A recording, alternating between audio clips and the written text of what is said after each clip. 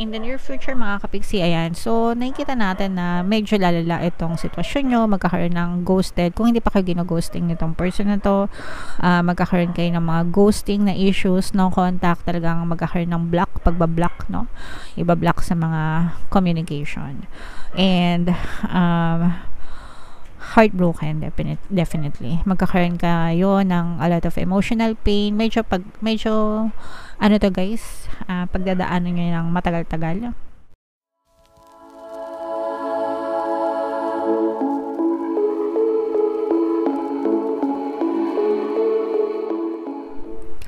Hello guys, hello Leo, welcome back to Pinay Pixie Tarot. Ang pamagat ng ating episode for tonight is Past, Present, Future. Another timeless reading para sa inyo Leo, Sun, Moon, Rising, Sign, and Venus. Shuffle ko yung cards guys, hanapin ko yung energy ng Leo.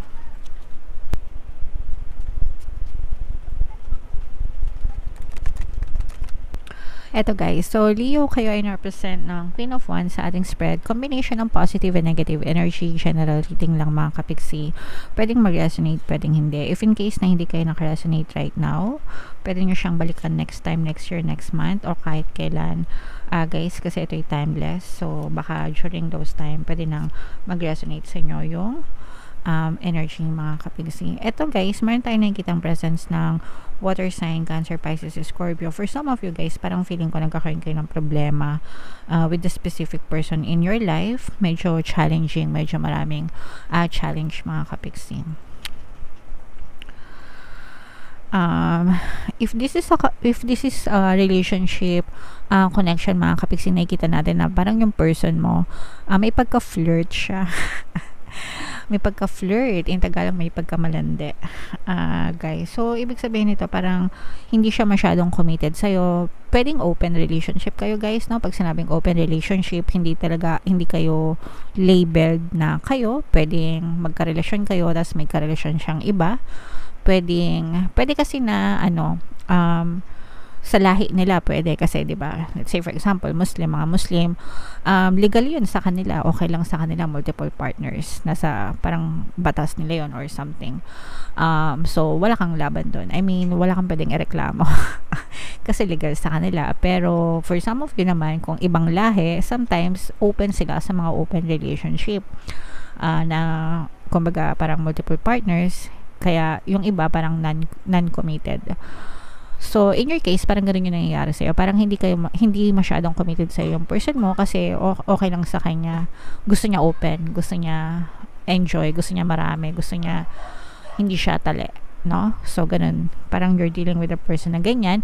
And nagbibigay yun sa'yo ng depression, anxiety for some of you kasi parang it's either hindi kayo sanay or parang hindi nyo tanggap na in love kayo or nagkagusto kayo sa tao na ganun yung kultura, ganun yung paniniwala, ganun yung trip sa buhay. Especially kung Pinoy ka, di ba? Syempre mga Pinoy gusto natin, tayo lang. So may mga ganong klaseng ganap sa inyong past relationship. And I'm sensing na yung iba sa inyo parang ang dami nyo ng beses na pinag-usapan yung tungkol sa inyo. Pwedeng friends and benefits din kayo nitong person na to. Parang ang dami nyo ng beses na pinag-usapan itong issue na to, pero hindi naman siya nare-resolve. Parang paikot-ikot lang, parang paulit-ulit lang mga kapiksi. And nakikita natin yan until sa present situation nyo na talagang nagkakaroon na ng mga trust issues, third party definitely. Third party energy kasi nga open relationship sabi ko nga sa inyo, baka nga multiple partners yung ina-enjoy ng person mo, kaya yung iba sa inyo parang wala talaga kayong habol, lalo na pag legal mga kapiksi. I mean pag legal sa kultura nila or sa kanila.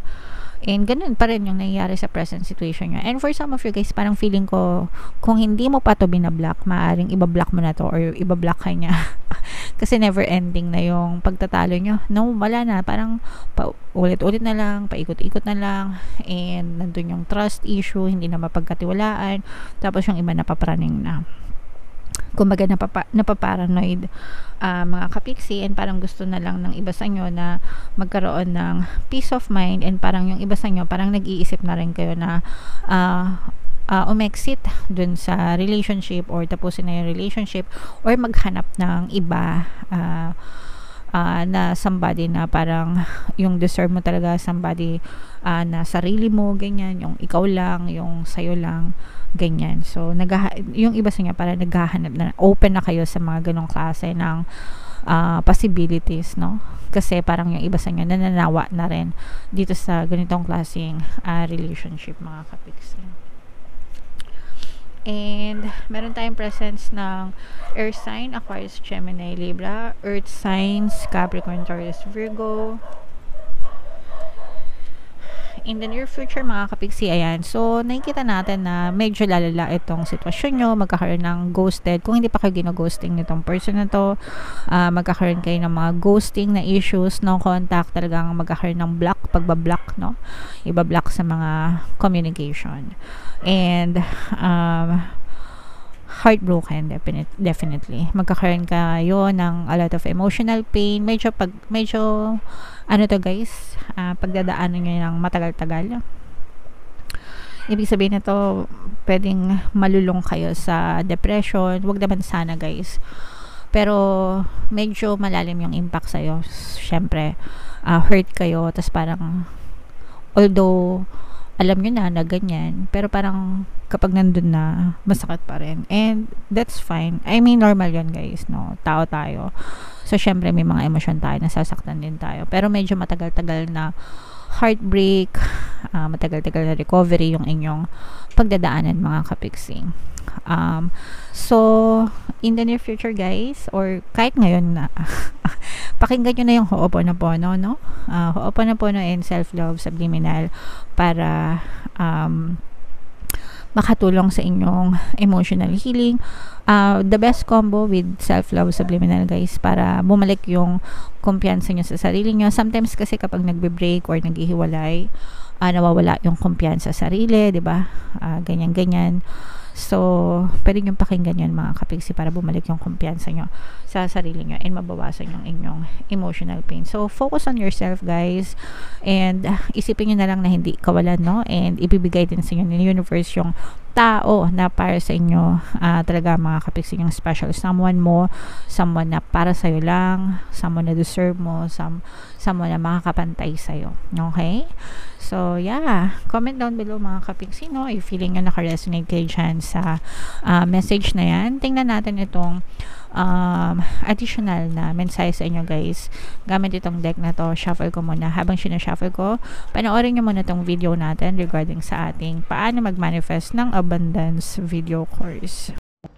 Kapiksi, sawa ka na ba sa mga struggles at hirap sa buhay mo? Masipag ka ba at masikap sa buhay ngunit hindi ka pa rin umaasenso? Ilang beses ka na bang nag-attempt magnegosyo at mag-invest pero palagi ka pa rin nalulugi? Sa pagkakataon na ito ay maaaring may subconscious beliefs ka na nagiging balakid sa iyong pag-unlad at pagyaman. Introducing, paano mag-manifest ng abundance video course. Dito ay matututunan mong ma-overcome ang mga balakid mo para tuluyan ka ng umunlad, umasenso, sumagana, maging matagumpay, successful at maswerte sa iyong kabuhayan, pera, trabaho, negosyo, salapi at kaperahan ng bonggang-bongga. Dali, mag-send na ng email sa pinoypixitaro@gmail.com at simulan na ang iyong pagyaman ngayon. Alright. So, gusto mo bang yumaman? Kapiksi, kung gusto mong yumaman, umunlad at umasenso ng bonggang-bongga, mag-avail ka na ng course kasi para sa inyo talaga yan, guys. Sobrang ganda. And good news, no? Extended yung sale natin until November kasi magpapasko na, mga kapiksi. So, sayang yung sale. Kaya mag-avail na kayo habang may sale tayo. Meron din tayong email coaching, manifest your desires using the law of attraction. If meron kayong mga specific na gusto nyong i-manifest, pwedeng love and relationship, mga kapiksi, pwedeng money or career. Pwede kayo magpabook ng email coaching session with me. Mag-send lang kayo ng email sa pinoypixitaro@gmail.com. So, eto na, Leo, yung mga additional na mensahe sa inyo. For some of you, no, kung kayo ay may mga anak, sila, makakatulong sila dito sa mga current na pinagdadaanan nyo sa buhay. Kumbaga, parang sila yung paghuhugutan nyo ng lakas, lalo na kung na-depress kayo, ganyan. Parang sila yung magsisilbing inspiration nyo and paghuhugutan nyo ng lakas, no, para hindi kayo sumuko, hindi kayo mag-give up sa buhay nyo, mga kapiksi. But you also have to remind yourself, no, na it's your responsibility to guide your children, mga kapiksi, no? So, samantalahin mo yung pagkakataon para i-boost mo yung attention mo sa mga anak mo, di ba? Nag-heal ka na, tapos nagagabayan mo pa sila. So, kumbaga parang give and take, ganyan. So, yeah, make sure na i-guide nyo sila sa tamang landas, mga kapiksi. Bright future, ayan, di ba? Blessings ito, mga kapiksi. So, don't worry, guys, no? Kasi makakita ka rin ng liwanag, especially sa mga kapiksi natin na sobrang depressed talaga if nakaka-resonate kayo dito, kasi parang medyo mabigat yung pinagdadaanan nyo ng mga emotional pain, stress sa relationship nyo. So, huwag kayong mag-alala, guys. Magliliwanag din ng inyong buhay. Malalampasan nyo rin yan. Mga problema na yan, hindi pa katapusan ng mundo. The pain is there, syempre, lalo na pag una-una mo parang naranasan or bago-bago pa lang, normal yun na masaktan tayo, parang feeling natin gusto natin mag-give up, ganyan. Pero alam nyo, guys, pag nakalipas na yung mga ilang buwan or ilang taon, parang pagtatawanan nyo na lang yan. Kasi parang dadating kayo sa point na may isip nyo, ano ba yung mga pinaggagawa ko sa buhay ko, sinayang ko lang yung panahon ko, mga ganyan-ganyan. So, dadating din yung time na magliliwanag din yung isipan nyo and magliliwanag din yung kabuhayan nyo, mga kapiksi. So, simulan nyo na, di ba? Kumbaga, wag nyo nang sayangin. Pero kung gusto nyo umiyak, okay lang din, mga kapiksi. Alright? And, ayan, guys, no, mga golden opportunities. Samantalahin nyo, guys, may mga opportunities na pwedeng dumating sa inyo na maaaring magdala ng mga blessings. So, habang imo kayo sa inyong mga karanasan sa buhay, especially sa love life, pagdating naman sa inyong kabuhayan, di ba, may mga opportunities at may mga blessings na dumadating sa inyo. So, pambawi, kumbaga. Sometimes ganun, no, let's tayo sa love life, pero sa buhay natin, masagana tayo, okay yung career, ganyan. So, yung iba, fino-focus na lang talaga yung energy nila sa career, sa kabuhayan, sa pera. Masaya na, enjoy pa, tapos dumadami pa yung pera, diba? So, yun yung katwiran ng ibang mga kapiksi natin. Kesa sa love life, na puro sakat ng ulo, according to them. Binabasa ko lang naman yung mga comments niya, mga kapiksi. Alright? Okay, so yeah. Comment down below, Leo, no?